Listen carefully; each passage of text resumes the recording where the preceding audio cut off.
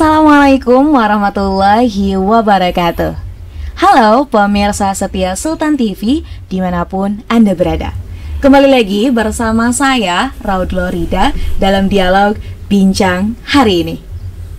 Pemirsa, industri memegang peranan penting dalam pertumbuhan ekonomi suatu daerah.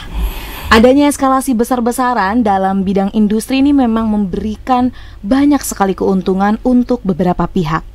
Namun, tidak bisa dipungkiri bahwa keberadaan industri di Indonesia ini memiliki pengaruh terhadap kondisi lingkungan sekitar.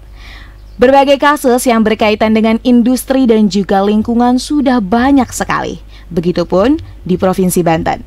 Aktivitas industri ini meninggalkan masalah yang cukup kompleks. Lalu, bagaimanakah upaya agar hadirnya industri tidak mengancam kesehatan lingkungan? Saat ini di studio telah hadir narasumber kita, Bapak Madhair Effendi, yang juga merupakan Direktur Eksekutif Pena Masyarakat. Assalamualaikum Bapak.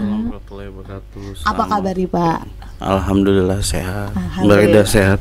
Alhamdulillah juga Pak sehat. Terima kasih loh Pak telah berkenan nih untuk datang ke Sultan TV. Kita ngobrol-ngobrol di bincang hari ini terkait dengan industri ya Pak ya, dan juga kesehatan lingkungan.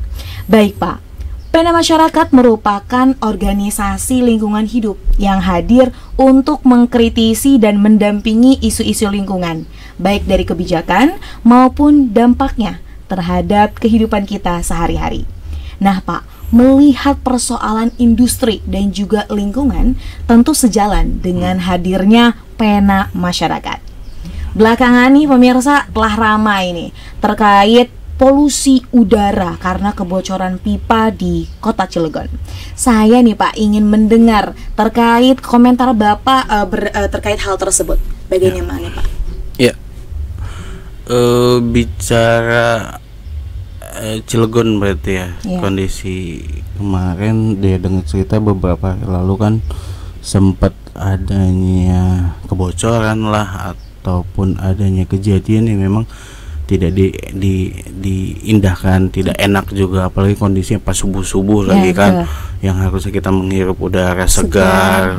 Atau juga kalau yang emang kebenaran tinggal di daerah Cigading mungkin di daerah sekitar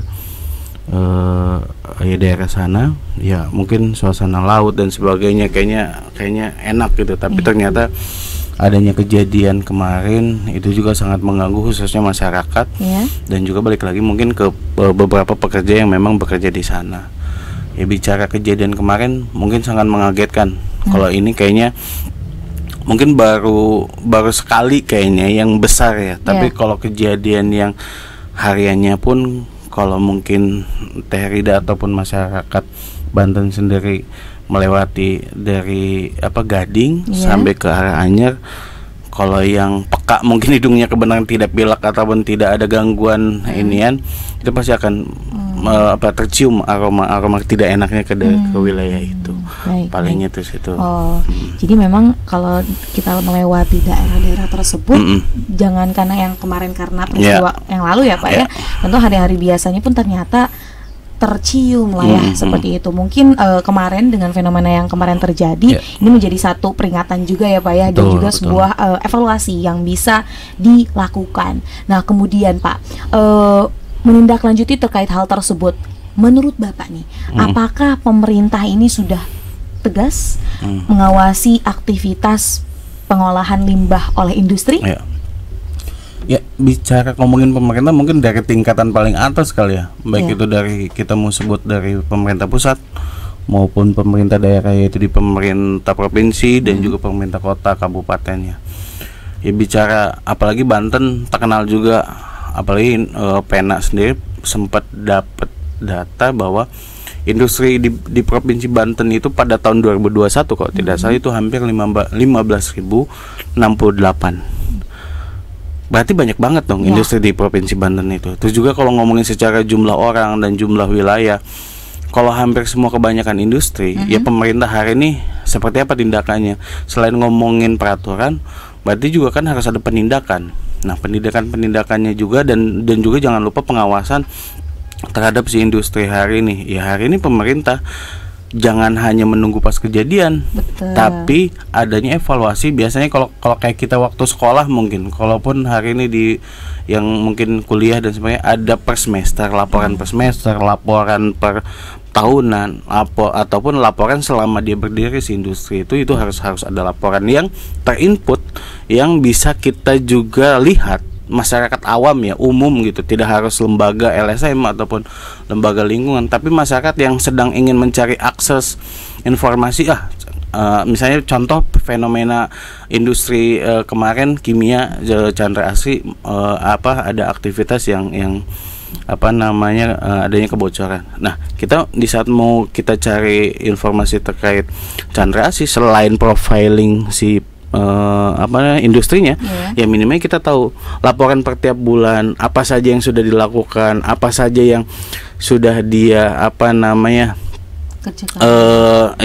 antisipasinya dan sebab penanganan limbahnya dan segala halnya itu harus terdata dan terlaporkan. Ini kayaknya sangat sulit sekali kalau kita mau cari informasi. Itu yang ada cuman paling berita informasi dari media bahwa dia melakukan ini, adanya masuk investasi ini, ada masuknya luas wilayah ini. Kan kayaknya masyarakat hari ini tidak dididik dengan hal seperti itu saja kali. Tapi masyarakat pun harus diedukasi bahwa adanya industri, adanya masyarakat, adanya pemerintah juga harus berjalan sejalan, agar tidak ada yang dikecewakan dan juga tidak ada yang dirugikan. Mungkin itu sih. Nah, kebetulan kemarin juga Pak, kita juga sempat berbicara nih perihal industri ini ya. Dan sama sih Pak, sebenarnya pertanyaannya adalah bagaimana nih kita nih sebagai masyarakat bisa melihat laporan tersebut. Kalau berdasarkan bincang kemarin ya Pak ya, memang beberapa industri itu ada yang memang melaporkan tiap semester ataupun tiap skala yang memang sudah ditentukan. Namun dengan catatan baru beberapa Pak. Dan memang tadi ada yang memang diinputnya langsung ke pemerintah, ada juga yang cuman sekadar laporan biasa lah kayak gitu. Tapi sebenarnya yang memang yang dibutuhkan oleh masyarakat adalah kita perlu tahu secara jelasnya ya Pak ya, agar memang hal-hal seperti ini nih bisa teratasi seperti itu.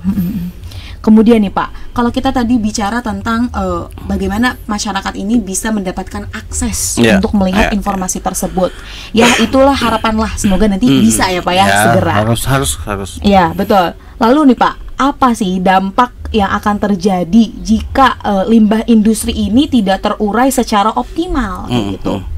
Ya, bicara efek ataupun dampak tidak terurainya, mungkin bukan hanya manusianya yang akan dirugikan, bukan hanya manusianya yang jadi korban, ternyata ada makhluk lain.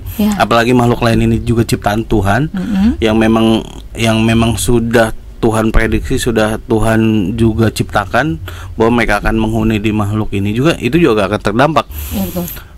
Khususnya limbah-limbah B3 beracun dan berbahaya itu sendiri. Nah, bicara penanganan biasanya itu ada di terkait izin lingkungan, terus juga ada di AMDAL-nya seperti apa dan sebagainya. Itu pun prosedurnya itu pasti harus dilewati si industri itu gitu tuh.